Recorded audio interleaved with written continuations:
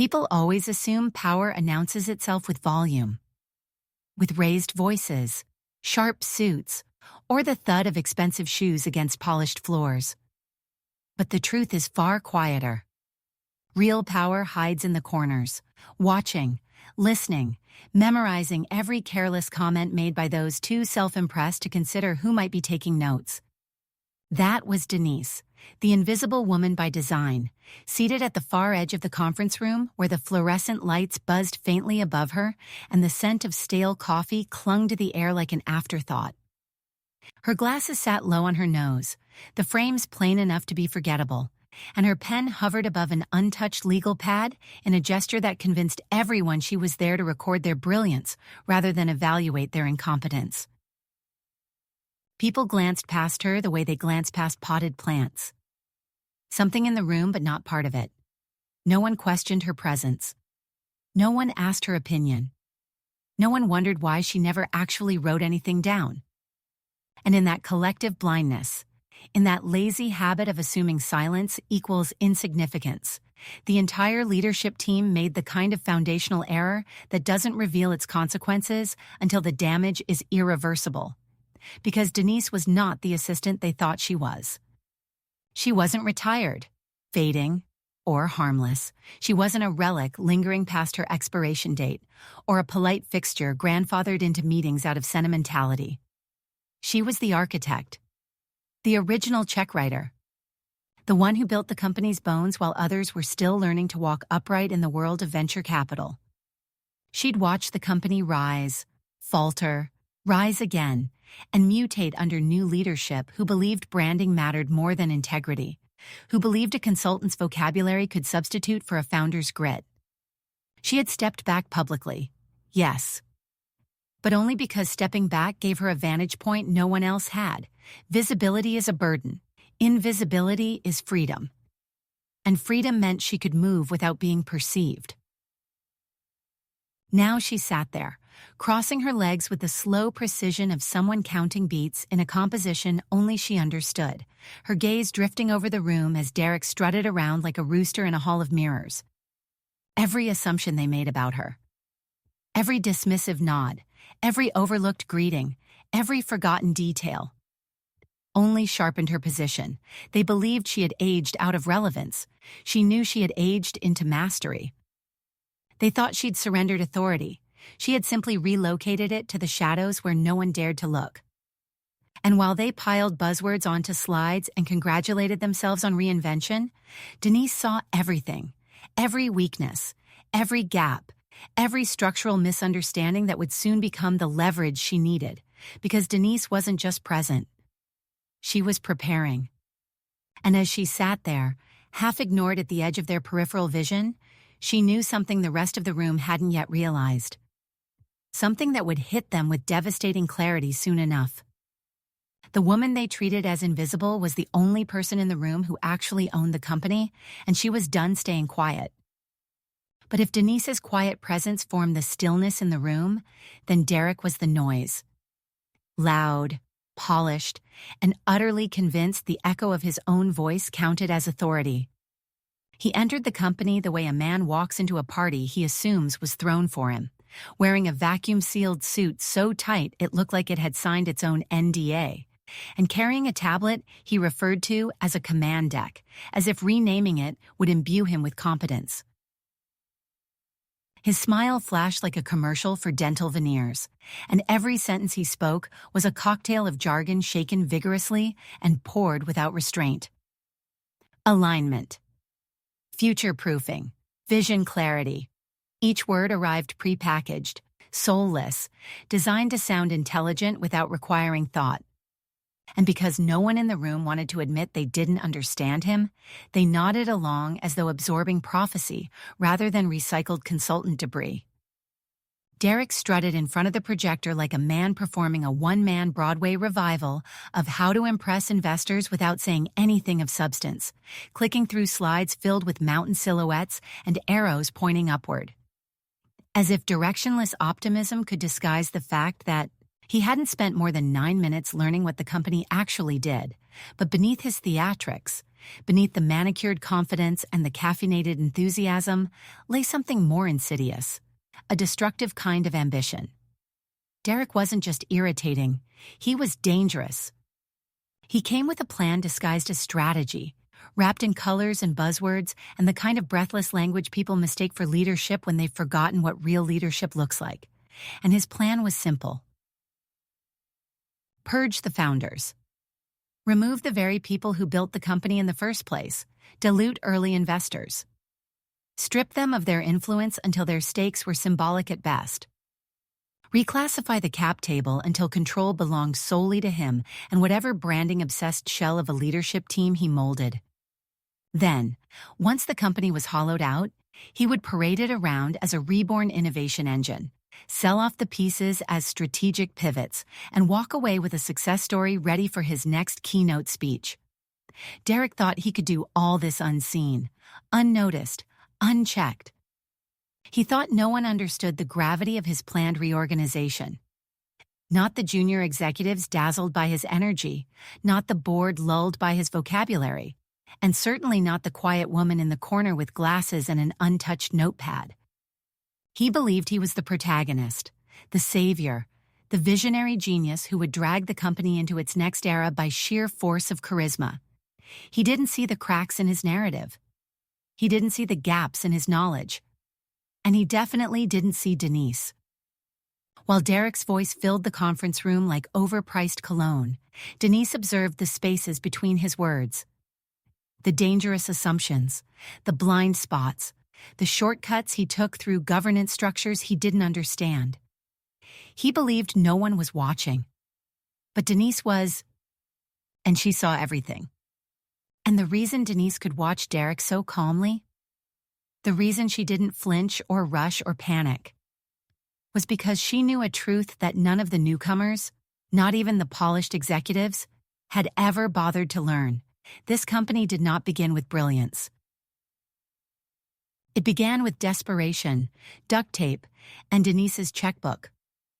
Long before Derek learned to weaponize jargon, long before the boardroom smelled of catered lunches and curated ambition, Denise was sitting in a strip mall co-working space across from two idealistic developers who believed a buggy prototype could change the world. They pitched her with a napkin sketch and the frantic optimism of people who had never run payroll, never seen a burn rate, never stared down the kind of disaster that comes with growth too fast or money too slow. They offered her 10% equity. She countered with 40. They laughed until she slid the check across the table. 3 months' rent, server fees, and enough ramen to keep them alive through version 0.3. After that, ownership shifted the way gravity does, quietly but decisively. When one founder fled to a polyamorous commune to live authentically, Denise tracked him down and bought out his shares before he could gift them to the universe. When the other tried to sell the IP to buy a Tesla, she controlled the buyer, closed the deal, and kept the company intact.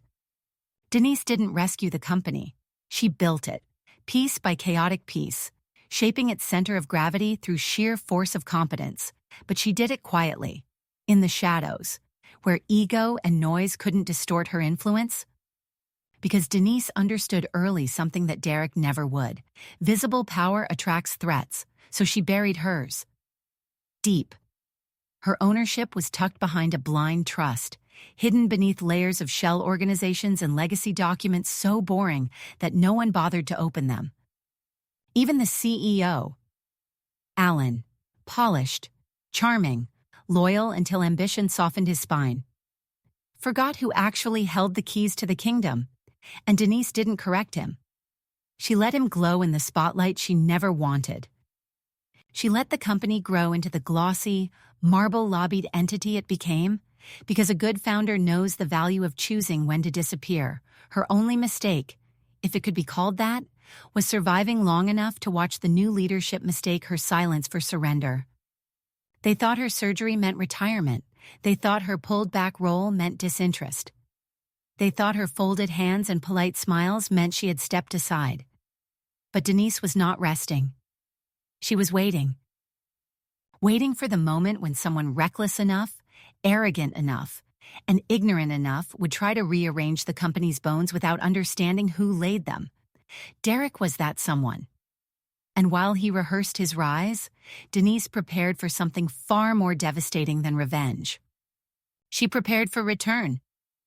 And while Denise waited with the patience of someone who knew the terrain better than anyone else in the building, Derek charged forward with the confidence of a man who had never once checked whether the ground beneath him was solid.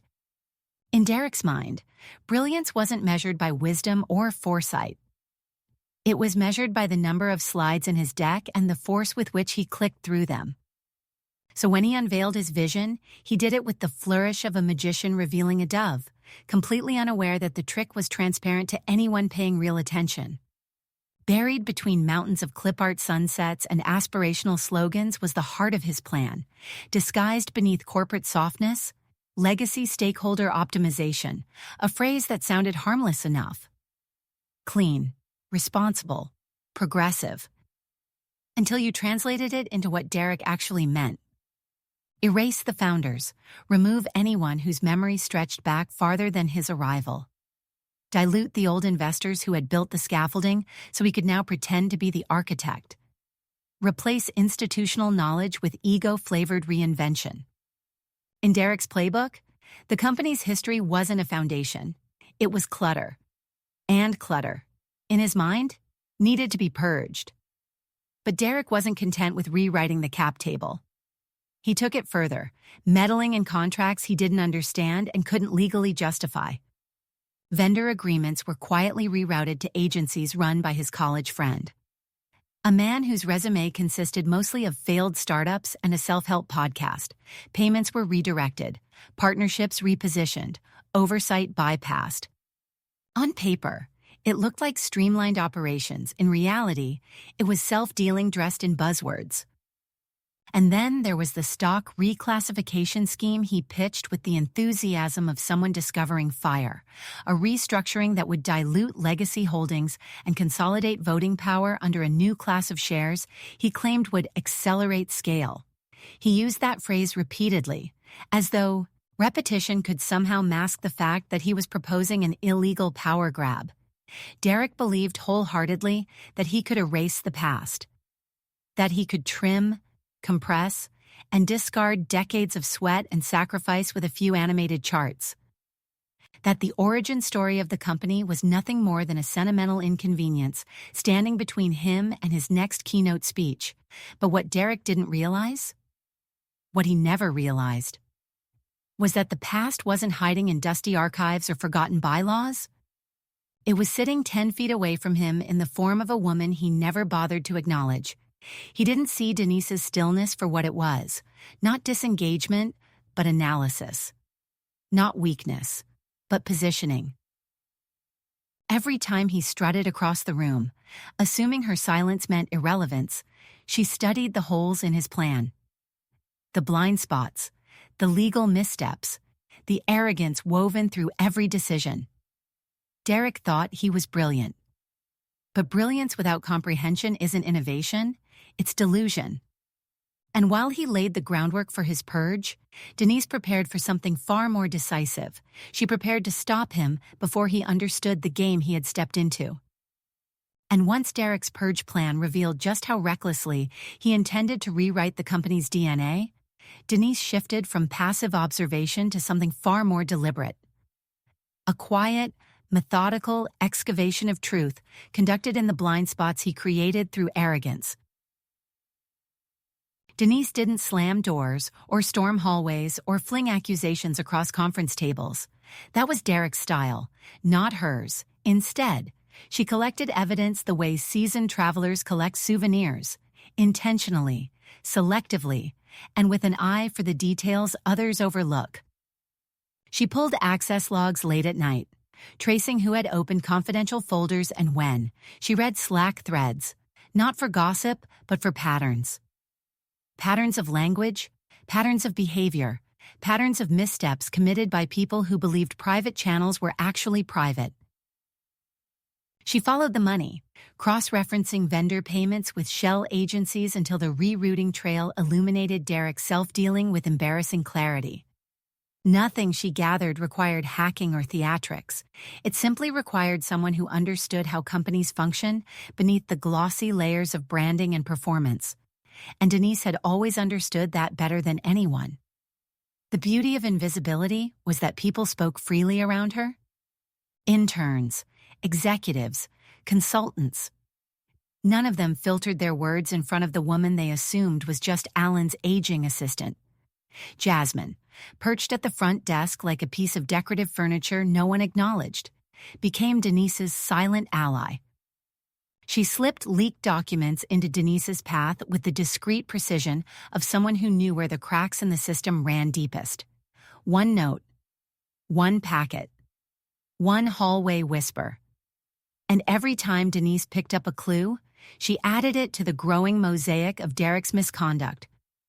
Then there was Mitchell, the lawyer who had stood beside her through investor implosions, founder tantrums, and audits sharp enough to peel paint off walls. When Denise called him, she didn't need to explain. He simply walked to his fireproof cabinet, opened the contingency binder, and began drafting what needed to be drafted. The binder itself was practically mythological within their long partnership, thick, leather-bound, filled with every legal safeguard Denise had planted during the early days when the company teetered between collapse and survival. In a sense, the binder was her biography. Written in clauses, signatures, and notarized contingencies. Piece by piece, Denise assembled her case, access logs printed and highlighted, Slack screenshots time-stamped and archived, vendor invoices cross-checked against Derek's college buddy's shell company, board memos annotated line by line. She didn't need to embellish or interpret. The facts were damning on their own, and when the mosaic was complete. When the stories told by numbers, signatures, and internal chatter formed a picture Derek couldn't escape, Denise finally held something he didn't even realize he had given her: leverage. Not rhetorical leverage, not brand leverage. Real leverage. The kind built from contract language, governance rules, investor histories, and procedural truth. The kind that doesn't shout. The kind that ends careers. And Derek had no idea it was coming. And once Denise secured the leverage she needed, once every invoice, Slack message, and rerouted contract was neatly stacked in her leather-bound dossier, the next step was not to confront Derek directly, but to awaken the true powers behind the company, the original investors, the ones who remembered where the first bricks came from and who had watched Denise build the walls long before anyone thought to decorate them with buzzwords. Denise didn't need an army. She needed precision. She needed people who didn't flinch at the words board vote, people who didn't get distracted by Derek's charismatic noise, people whose loyalty had been earned through years of crisis, sacrifice, and shared survival.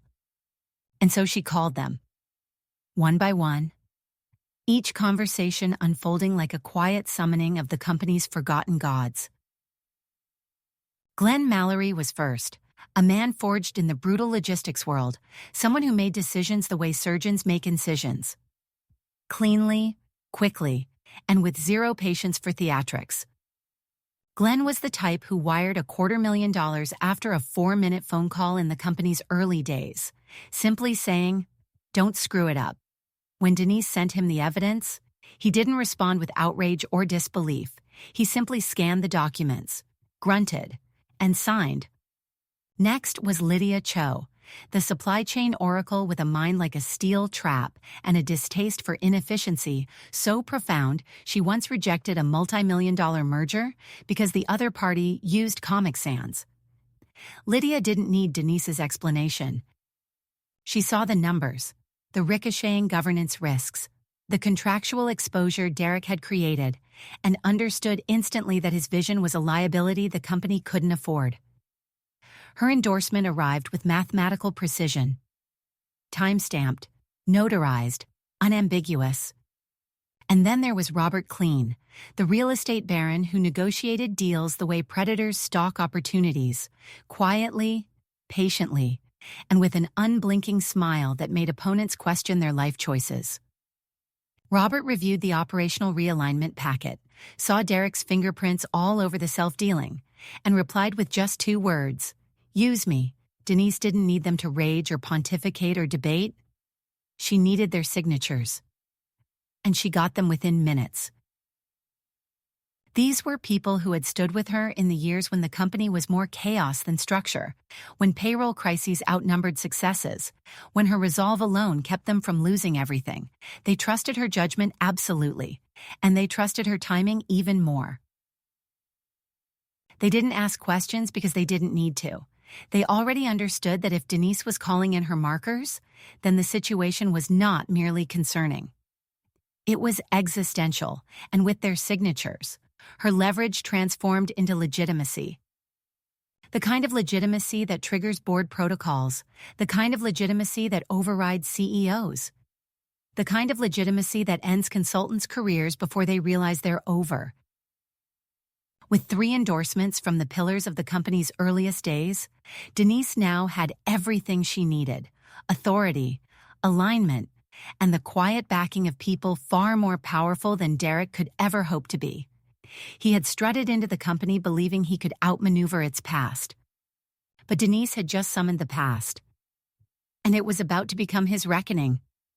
And once Denise secured the backing of the 3 people whose signatures could tilt the axis of the company, she turned her attention to the stage Derek believed he owned. The Investor Summit, the gleaming spectacle he'd curated like a coronation banquet.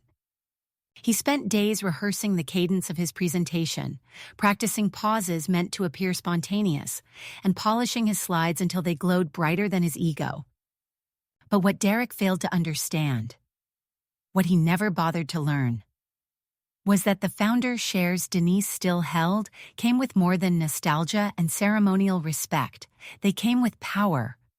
Real, procedural power. Buried in the bylaws like a dormant landmine was a clause granting the founder agenda authority, the right to adjust, rearrange, or rewrite the summit schedule without seeking permission from anyone, including the CEO himself, so Denise didn't argue with Derek. She didn't warn him. She simply logged into the summit planning portal late at night, the soft glow of her monitor illuminating her calm, deliberate expression, and began rearranging the architecture of his moment, his hour-long spotlight. His magnum opus was sliced down to a 15-minute segment labeled with Disarming Simplicity, Special Executive Review. Panels showcasing his strategic reinvention were quietly replaced with a board resolution presentation. The consultants he had handpicked to applaud his brilliance were shuffled into breakout rooms where they could do no harm. And the 3 legacy investors, the pillars he didn't even know existed, were added to the guest list with seating positions that gave them a perfect view of the detonator Denise was preparing to drop. Then, with a final keystroke, she locked the agenda with her override key, a digital deadbolt that ensured no one, especially Derek, could alter a single detail, administrative sabotage disguised as routine scheduling, procedural elegance masquerading as compliance. Derek strutted through the office the next morning believing destiny had cleared a runway for him.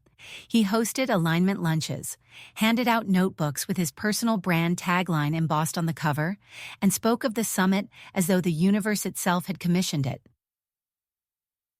Alan, increasingly bewitched by Derek's charisma and too insecure to question anything, rehearsed his own introduction with the earnestness of a man hoping proximity to confidence might count as leadership. Meanwhile, Denise moved quietly, unnoticed, her expression as serene as someone adjusting table settings before a storm.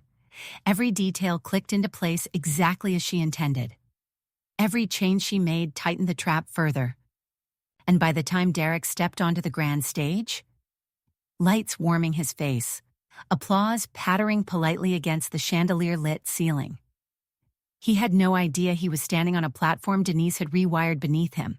The summit he believed was his launching pad had already transformed into a trap door. All that remained was for Denise to pull the lever. And when the day of the summit finally arrived, the ballroom radiated the kind of polished opulence Derek believed he deserved.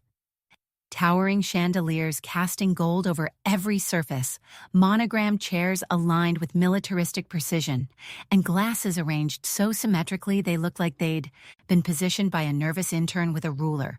Investors mingled in curated clusters, sipping champagne and murmuring about projections and growth velocity, completely unaware that the event they'd come to witness was no longer the one advertised. Derek, of course, floated through the room like a man preparing to receive an award he hadn't technically won yet. When the lights dimmed and he stepped onto the stage, he basked in the warmth of the spotlight as if it were approval itself. He opened his deck with a mountain photo so cliché it should have come with a liability warning, clicking through slides full of arrows, glowing horizons, and enough buzzwords to power a small city's motivational seminar circuit. Every sentence he spoke was drenched in confidence. Scalability, ecosystem evolution, future-facing transformation. The audience nodded politely, though their eyes glazed in unison. And then he revealed the slide. That slide. The one labeled Legacy Stakeholder Optimization, the sanitized euphemism for a purge he believed no one in the room would dare oppose.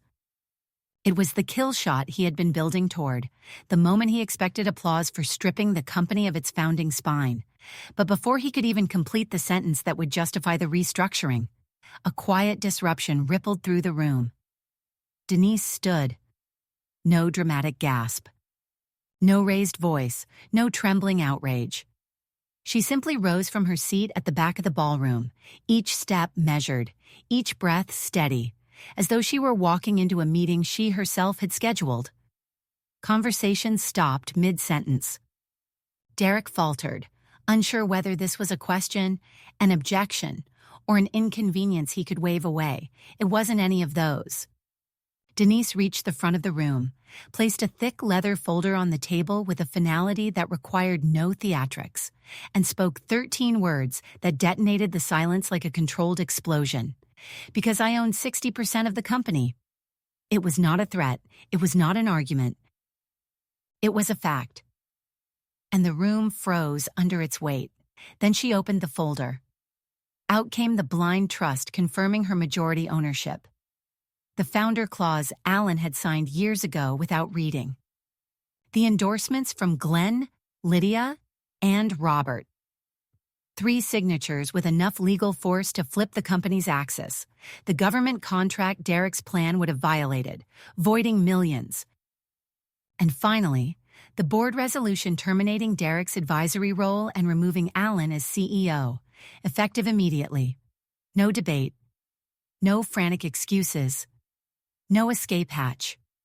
Just truth, documented, notarized, enforceable. Derek's face drained as the realization hit. The woman he had dismissed as an assistant had just ended his entire strategy with one sentence and a folder. The man who never stopped talking finally found himself silent. Because there was nothing left to say. And once those documents lay exposed on the table, paper stacked like a quiet guillotine. The aftermath unfolded not with shouting or chaos, but with the smooth, procedural efficiency of a company rediscovering its spine. Security didn't storm the room. They drifted in like a change in temperature, subtle but certain, their presence acknowledged only by the soft rustle of movement near the back wall. A few keystrokes deactivated Derek's badge. Another click revoked his system access. His laptop locked itself with the mechanical impartiality of a machine following protocol. Derek looked down at the device as if betrayal could be digital. Alan, standing off to the side, fared no better. His facade, polished, practiced, and always just a little too rehearsed, finally cracked under the weight of what he had ignored for too long. The realization hit him in waves. The founder clause he'd signed without reading, the blind trust he'd forgotten existed, the investors who no longer met his gaze. For the first time, he understood that leadership was not something one maintained through charm or posture. It was something rooted in legitimacy. And he no longer had any. Investors who had listened politely during Derek's presentation now nodded toward Denise with a mix of recognition and respect they had never shown her before. Not out of fear, but out of clarity.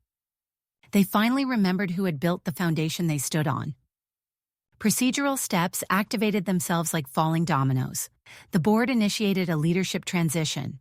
Compliance officers requested access to the contract Denise had referenced, and legal counsel began drafting the formal communications that would explain, in corporate language, what had truly happened in that ballroom. Meetings were scheduled. Statements were prepared. Roles were reassigned. Through it all, Derek sputtered. First with disbelief, then with desperation, and eventually with the thin, brittle silence of someone who understands the outcome but can't yet process the consequences. Alan attempted an apology that died halfway out of his mouth. The consultants in the audience shifted uncomfortably, realizing they had hitched their reputations to a sinking ship. But Denise simply returned to her seat in the back row. No smile. No triumphant glare. No savoring of the moment or dramatic one-liner to punctuate her victory. She didn't need any of that. Power doesn't require performance. It requires proof. And she had just delivered it. To her, this wasn't revenge. It wasn't about humiliation or spectacle or reclaiming pride. It was about protecting what she had built with her own money, her own exhaustion, and her own refusal to give up during the years when the company had been fragile enough to break under a stiff breeze. It was duty. Pure, unembellished, unglamorous duty. A founder returning to the helm not because she wanted the spotlight, but because the people who took the stage had proven they were unfit to steer the ship. As she folded her hands in her lap and watched the leadership structure reset itself around her, one truth settled over the room with absolute clarity. Ownership had finally come home. And as the ballroom settled into its new reality, security escorting Derek out through a side door, Alan deflating into the nearest chair, investors realigning their conversations around a leadership restored rather than reinvented. The true lesson of the entire saga revealed itself with the soft clarity of a truth that had always been present, merely ignored. This was never a story about a dramatic comeback, despite how tempting it might be to frame it that way. Comebacks imply someone left, someone stepped back in defeat or exhaustion, someone needed to reclaim what was taken. But Denise never left. She didn't storm out. She didn't relinquish control. She simply stepped into the background and allowed others to believe whatever made them comfortable. Because she understood something that Derek, Alan, and every buzzword-drunk junior executive had forgotten. The person who builds the table never truly loses their place at it. The others may decorate it, rearrange the chairs, polish the wood, or slap a logo on the side, but the architect remains the architect, and architects do not need applause to validate their work. Denise didn't win because she shouted the loudest or demanded recognition or performed leadership like a stage role. She won because she prepared years earlier, quietly embedding safeguards into the company's legal framework. Because she understood governance the way others understood branding. Because she paid attention to the structures beneath the surface. Those boring, overlooked mechanisms that real power rests on, and most importantly, she won because she waited. Patience is a language Derek never learned, a currency Alan undervalued. But Denise treated it like a weapon, sharp and elegant. She waited until Derek revealed his incompetence in his own words, until Alan revealed his weakness through his own inaction, until the evidence aligned exactly the way she needed. She didn't force the moment. She let the moment come to her. And when it did, she stepped forward with the calm finality of someone who had already run the simulation 100 times. That is the heart of the lesson. Real power doesn't perform. It prepares. Real power doesn't seek validation. It creates conditions that cannot be ignored. Real power doesn't argue with those who misunderstand it. It allows misunderstanding to become a trap. Derek rushed, blinded by ego. Alan drifted, paralyzed by fear. Denise waited, anchored by truth. And when she finally acted, she didn't need dramatics or fury or spectacle. She needed only one sentence, spoken without hurry. Because I own 60% of the company. The room froze not because the words were loud, but because they were undeniable. Power reveals itself not through volume, but through timing. Not through dominance, but through certainty. And Denise understood that better than anyone. Real power doesn't need an audience. It just needs the right moment. And Denise chose hers perfectly.